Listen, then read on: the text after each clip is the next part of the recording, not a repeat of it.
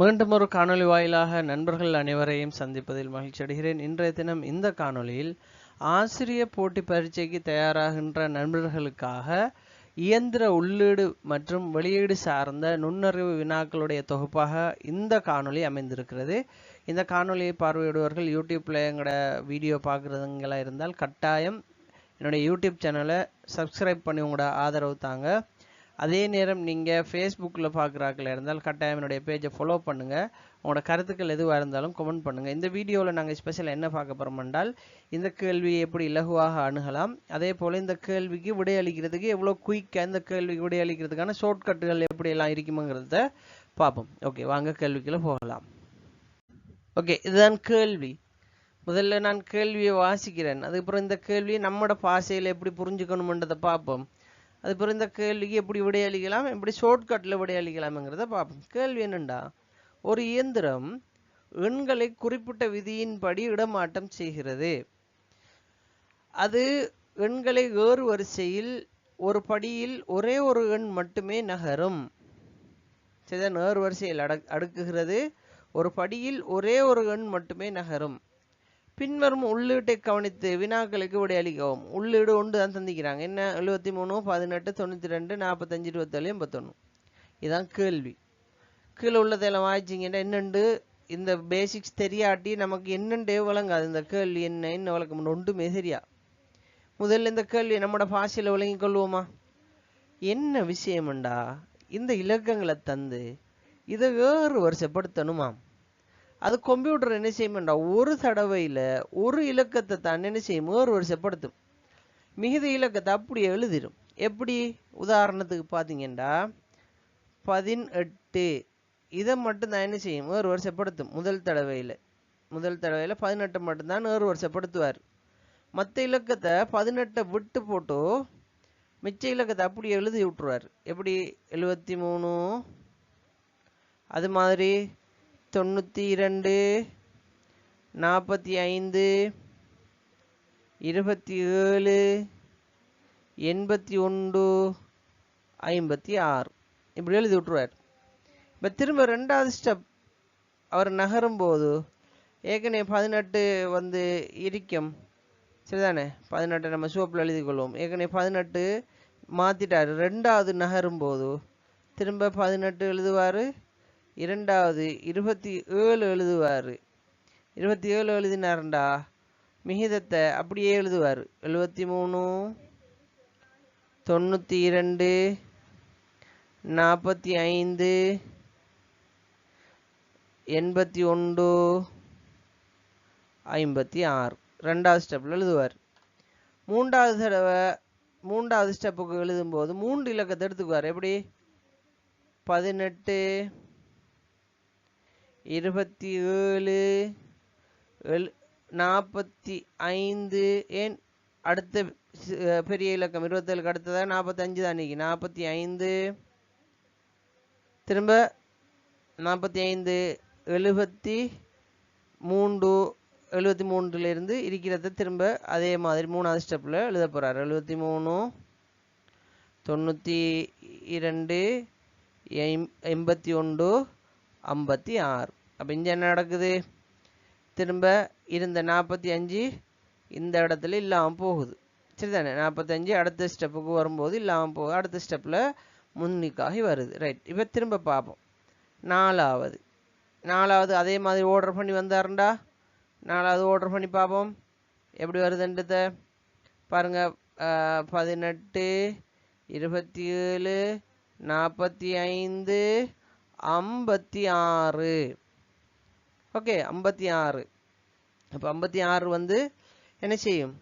அடுத்த ஸ்டெப்புக்கு வரும்போது 56 கூடும். 56ல் இருந்து மிச்சத்தை அடுத்த இலக்கத்தை எழுத போகிறார். 73, 92, 81, 56. ரைட். இப்போ இதில் முக்கியமான ஒரு விஷயம், அடுத்த ஸ்டெப் கவனிங்க. 5வது ஸ்டெப் நான் இங்கே எழுதுகிறேன்.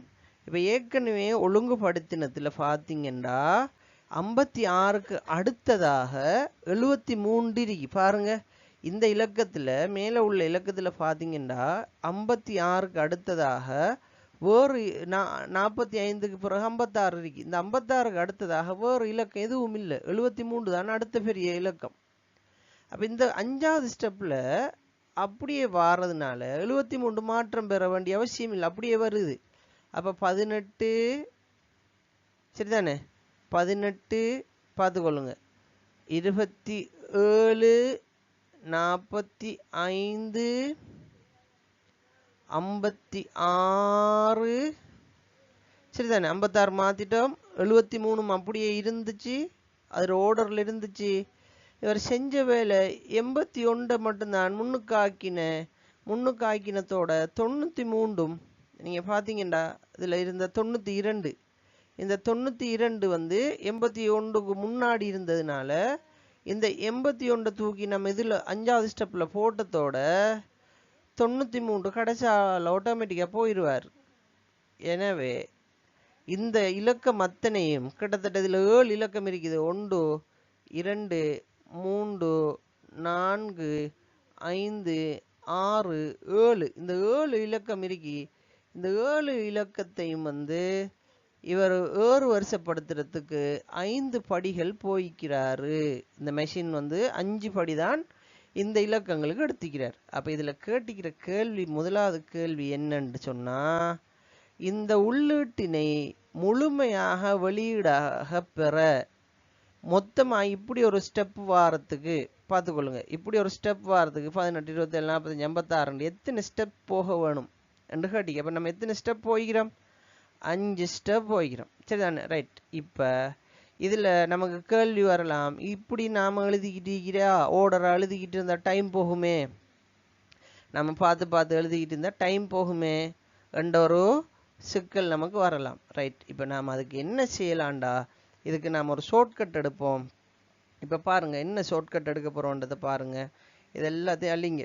முதல்ல நீங்க இப்படி எழுதி பழகுங்க. இதை படிக்கக்குள்ளே ஷார்ட்கட்டில் தயவு செஞ்சு படிக்காதீங்க. முதல்ல படிக்கிற போது அதில் பேசிக் என்னன்றதை விளங்கி படித்து பிறகு அதிலிருந்து ஷார்ட்கட் எடுத்து பழகுங்க.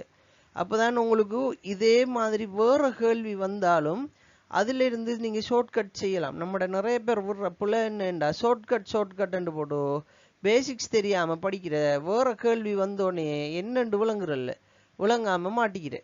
அதனால நிறைய பேருக்கு இந்த கேள்விகளானு தெரியல. ரைட். அப்ப நாங்க இப்ப இதுக்கு ஒரு ஷார்ட்கட் பார்க்க போறோம். எப்படி பார்க்க போறோம்னு வச்சு பாருங்க. ரைட். இப்ப நாம என்ன செய்வோம்டா, இது எல்லாத்தையும் ரேங்க் பண்ணுவோம். ரேங்க் பண்றேன்டா எது சின்ன இலக்கம் அதுல இருந்து எடுத்து வருவோம். ரைட்.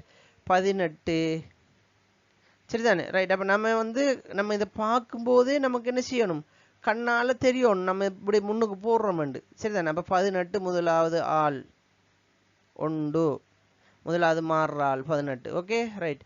ரெண்டாவது மாறக்கூடிய ஆள் யாரு, ரெண்டாவது வரக்கூடிய ஆள் யாரு, 27. ரெண்டாவது ஸ்டெப்ல 27 வரப்போறாரு. 27 ரெண்டாவது ஸ்டெப்ல வரப்போறாரு. ரைட். அடுத்தது சின்ன இலக்கம் எது, 45. அப்ப மூன்றாவது ஸ்டெப்ல 45 மூன்றாவது ஸ்டெப். சரிதானே, ரைட். மூன்றாவது ஸ்டெப். நான்காவது எத்தனை, நான்காவது 56. அவரும் மாறுவார் 56. சரி.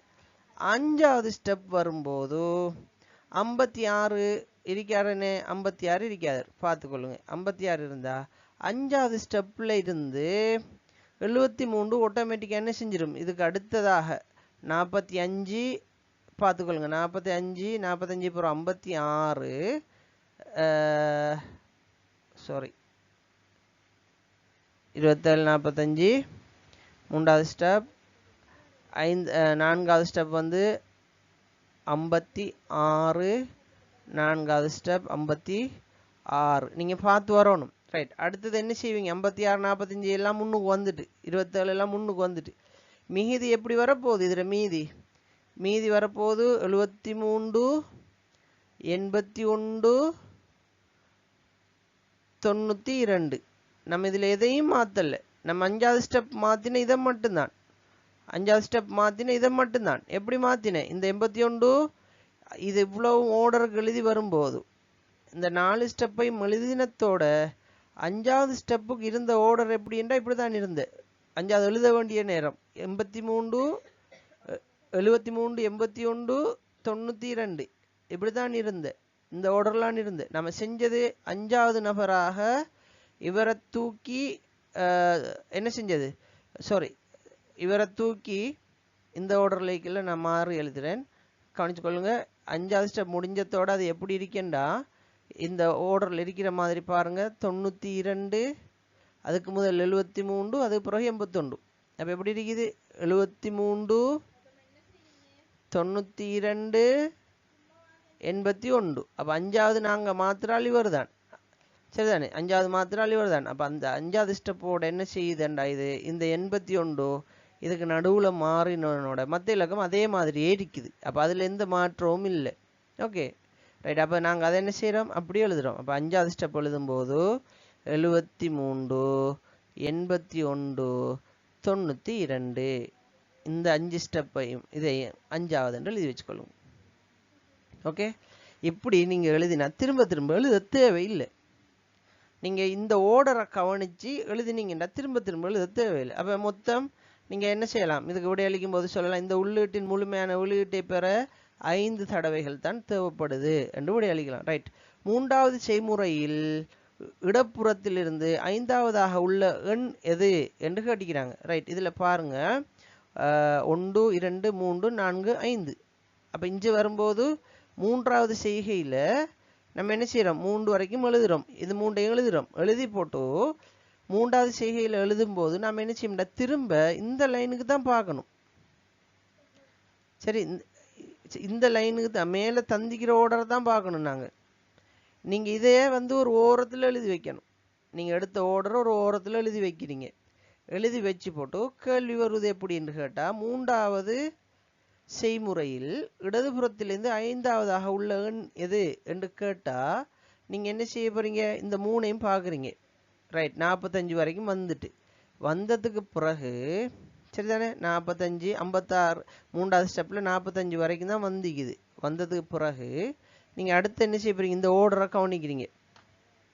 ஓர்டரை கவனிச்சிங்கண்டா 73 இருக்கும், 92 இருக்கும், அதுபோல சரிதானே 81 இருக்கும், 56 இருக்கும். அப்ப 1, 2, 3, 4, அப்ப 4 இஞ்சி இது வரப்போகுது 4, 5வது 92 வரப்போகுது இந்த ஓர்டர்ல. ஏன் நம்ம அதில் அந்த ஓர்டர் படி பார்த்தமா இருந்தா, ஏற்கனவே இருக்கிற நம்ம இது ஒழுங்குபடுத்தாம இந்த 3 ஸ்டெப்போட பார்த்தமா இருந்தா அதுல பழைய ஓர்டருக்கு 73, 92, அதுபோல 81, 56 இப்படித்தானே அது இருக்க போகுது, சரிதானே? அப்ப இப்படி இருக்கும் போது கேட்டிக்கிறாங்க, 5வது இடப்புறத்திலிருந்து இங்கிருந்து, இதுதான் இடப்புறம், இங்கிருந்து 5வது இலக்கம் 1, 2, 3, 4, 5, 5வது இலக்கம் 92. நான் உங்களை குழப்புறோன்னு தெரியாது, விளங்குதோ தெரியாது, கமெண்ட் பண்ணுங்க. 92.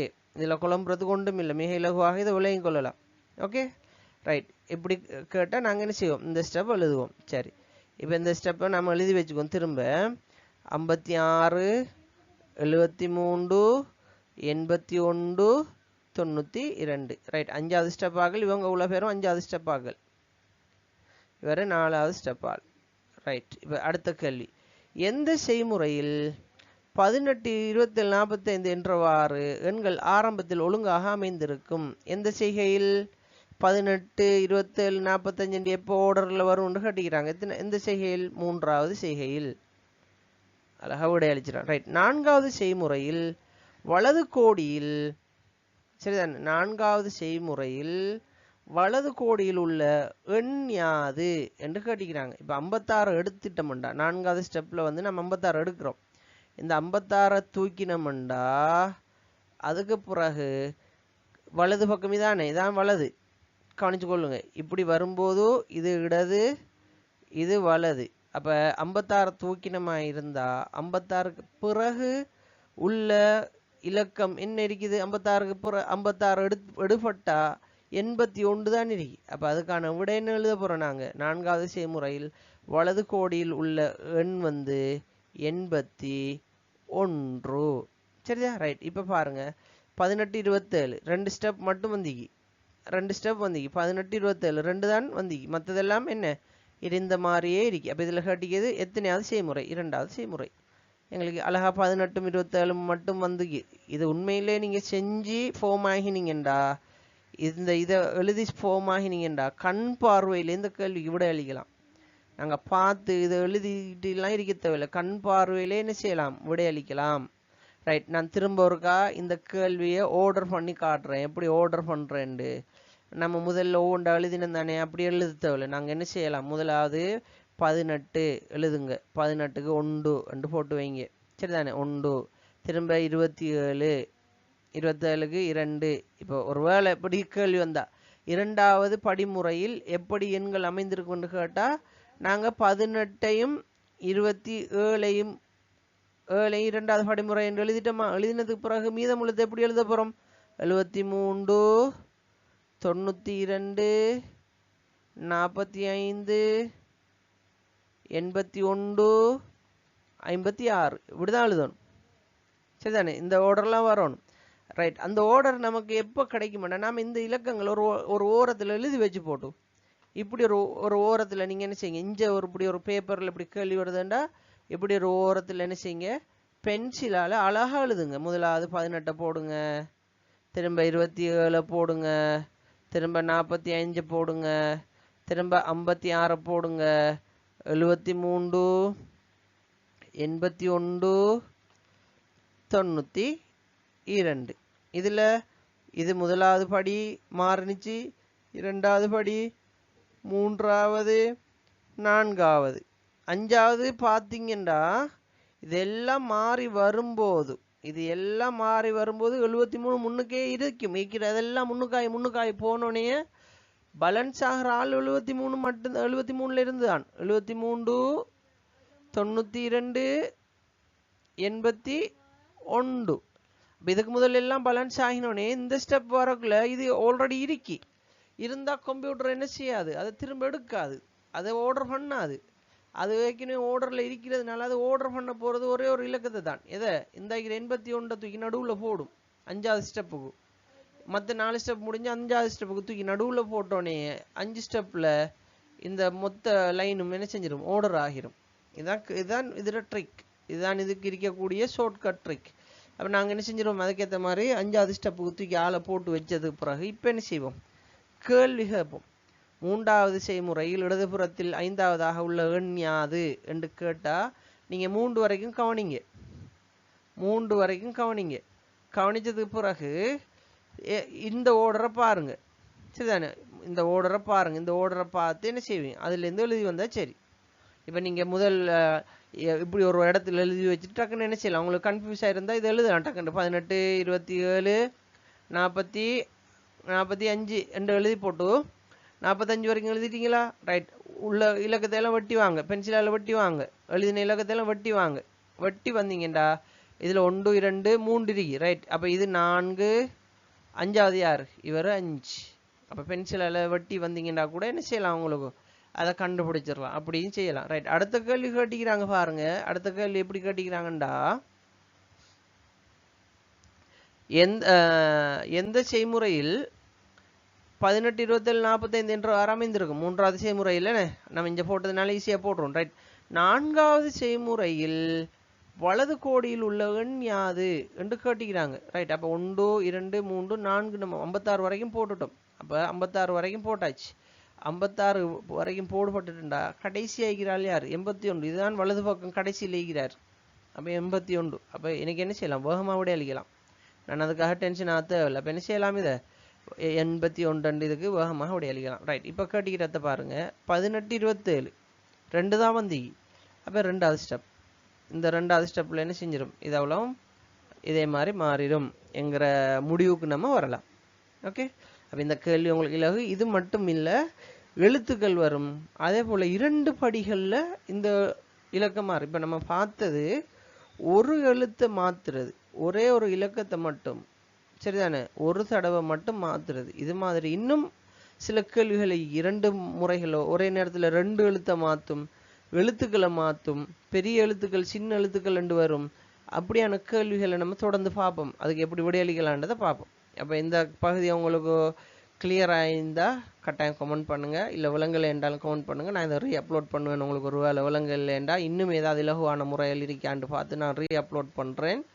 கட்டாயம் இந்த வீடியோ பார்க்குறார்கள் எனக்கு கமெண்ட் பண்ணுங்கள். ஓகே, அடுத்த வினாவை பார்ப்போம். அடுத்த வினாவை பொறுத்த வரைக்கும் இந்த வினாவை பார்ப்போம். ஒரு இயந்திரம் ஆங்கில வார்த்தைகளை குறிப்பிட்ட விதியின்படி இடமாற்றம் செய்கிறது.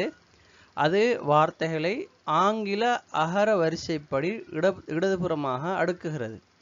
ஒரு படியில் ஒரு வார்த்தை மட்டுமே நகரும். பின்வரும் உள்ளீட்டை கவனித்து வினாக்களுக்கு விடையளிக்கவும். உள்ளீட்டில் என்ன சந்திக்கிறாங்க? Lion, bear, tiger, fox, zebra, deer, மங்கி.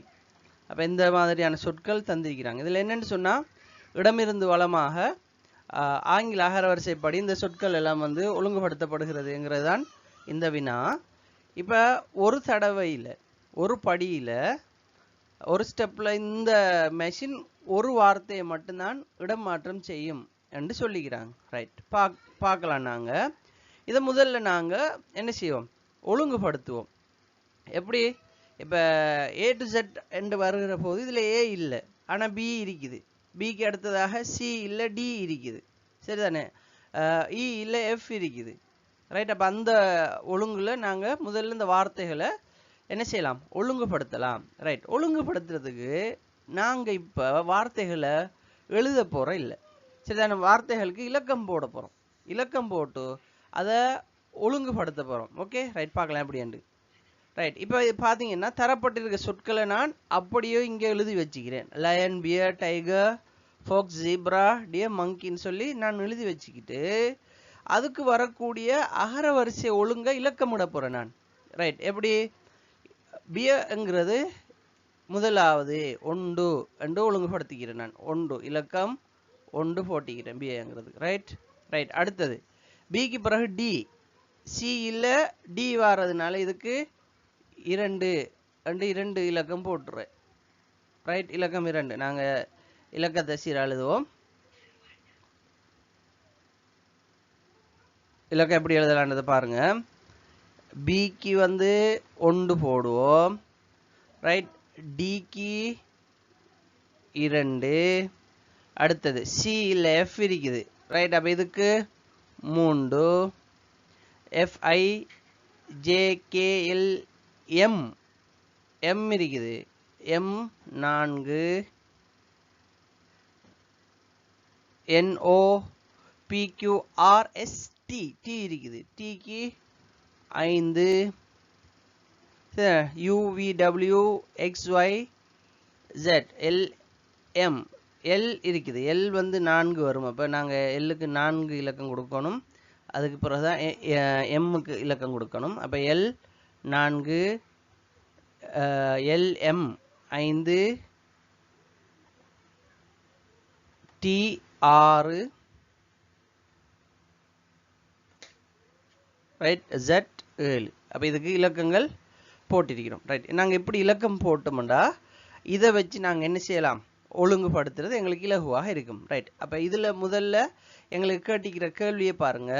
இந்த உள்ளீட்டின் முழுமையான வெளியீட்டை பெற எத்தனை செய்முறைகள் தேவை என்கிற கேள்வி கேட்டிக்கிறாங்க. ரைட். அப்போ இதை செய்யறதுக்கு எங்களுக்கு எத்தனை தேவை என்றதை நாங்கள் இதை ஒழுங்குபடுத்தினோம்டா பாருங்க. முதலாவது ஒரு ஒழுங்குக்கு வருவோம். 1 என்று போட்டோம்டா அடுத்து என்ன வரப்போகுது? 1 வரும்போது 4, 6, 3, 7, 2, 5 வரப்போகுது. சரி. ரைட். அப்போ 2வது தடவையில் இது முதலாவது ஸ்டெப்பில் வரப்போகுது.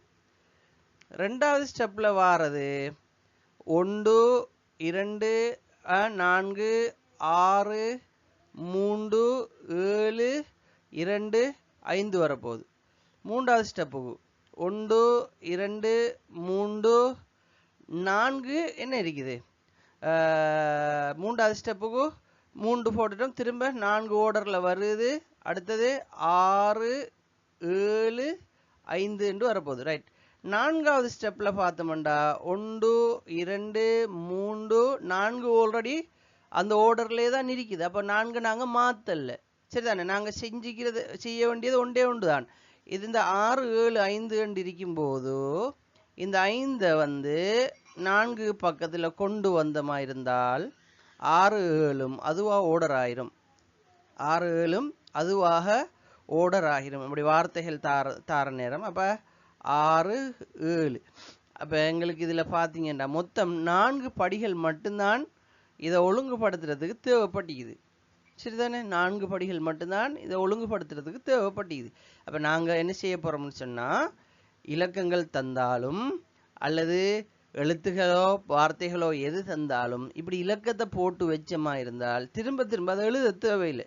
இப்படி எழுதுறது எங்களுக்கு லேசி, இதுக்கு மிச்ச நேரம் போக மாட்டாது. நாங்க அவசரமாக இதை எழுதிட்டமா இருந்தா இந்த கேள்விகளுக்கு விடை அளிக்கலாம். ரைட். அப்ப முதலாவது கேள்வியை பாருங்க. முதலாவது கேள்வி, எத்தனை படிகள் தேவை என்கிற ஒரு கேள்வி கேட்டிக்கிறாங்க. எத்தனை படிகள் எங்களுக்கு தேவைப்பட்டிக்குது? மொத்தமே 4 படிதான் தேவைப்பட்டிக்குது. ரைட். ரெண்டாவது பாருங்க, இரண்டாவது செய்முறையில் இடதுபுறத்திலிருந்து 5வதாக உள்ள வார்த்தை எது என்று கேட்டிக்கிறாங்க. ரெண்டாவது செய்முறையில் இடதுபுறத்திலிருந்து 5வது வார்த்தை 1 2 3 4 5. அப்ப ஃபொக்ஸ்ங்கிற வார்த்தை, 3வது இலக்கத்துக்கு சொந்தமான ஃபொக்ஸ்ங்கிற வார்த்தை தான் இதுக்கு இரண்டாவது கேள்விக்கான விடை. அப்ப இதுக்கு ஃபொக்ஸ் என்ற வார்த்தை வரப்போகுது. Okay, right. அடுத்து பார்ப்போம் 3வது கேள்வி. எந்த செய்முறையில் பியர் டியர் ஃபொக்ஸ் பிடிஎஃப் என்றவாறு வார்த்தை ஆரம்பத்தில் ஒழுங்கமைந்திருக்கும்? இந்த பிடிஎஃப் சரிதான். பி எத்தனை? பிக்கு வந்து 1, டி 2, எஃப் 3. அப்ப இந்த 3ம் வரக்கூடிய ஒழுங்கு எங்க வருதுன்றதை கேட்டிக்கிறாங்க. சரிதானே? அப்ப எத்தனாவது இதுல ஒழுங்கு அமைஞ்சிருக்கும் என்று கேட்டா 1 2 3 3வது படியில ஒழுங்கமைந்திருக்கும். ரைட். 3வது செய்முறையில் வலது கோடியில் உள்ள வார்த்தை எது? வலது பக்கம் கடைசியில் இருக்கிற வார்த்தை எதுன்னு கேட்டிக்கிறாங்க. 5வது வார்த்தை மங்கி. அப்ப நாங்க அதுக்கு எழுத போறோம் 5வது வார்த்தையை எழுத போறோம் மங்கி. Okay, right, monkey. அடுத்தது பாருங்க, bear lion tiger fox zebra deer monkey என்றவாறு எத்தனையாவது செய்முறையாகும் என்று கேட்கிறாங்க. ரைட். அப்ப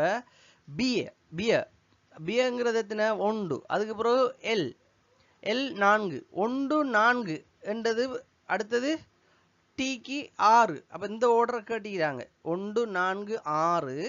அதே போல எஃப்க்கு 3 1 4 6 3 7 2 5 இந்த ஆர்டர் கேட்டிக்கிறாங்க.